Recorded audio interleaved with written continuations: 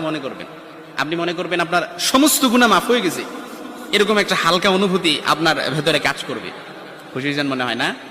এজন্য আমরা যদি ছোট্ট এই দোয়াটি পড়ে আজ রাতে ঘুমাতে পারি, সকালে উঠে ফলাফল দেখবো ইনশাআল্লাহুল আজিজ। আমি যদি আপনাদেরকে হাদিসের টেক্সট শোনাই, হযরত যায়েদ রাদিয়াল্লাহু তাআলা আনহু থেকে বর্ণিত, রাসূল সাল্লাল্লাহু আলাইহি সাল্লাম বলেন, হাদিসের স্পষ্ট ন্যারেশন হচ্ছে, যে ব্যক্তি রাত্রিবেলা 3 বার এই দোয়াটি পড়ে ঘুমিয়ে যাবে, সকালে উঠে আল্লাহ তাআলা তার সমস্ত গুনাহ মাফ করে দিবে। সুবহানাল্লাহ বাড়িতে যায় বললেন।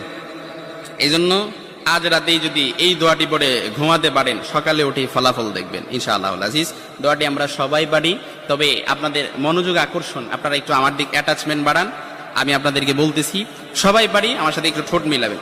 আস্তাগফিরুল্লাহাল্লাযী লা ইলাহা ইল্লা হুয়াল হাইয়ুল কাইয়্যুম ওয়া আতুবু ইলাইহি লা হাওলা ওয়ালা কুওয়াতা ইল্লা বিল্লাহিল আলিয়্যিল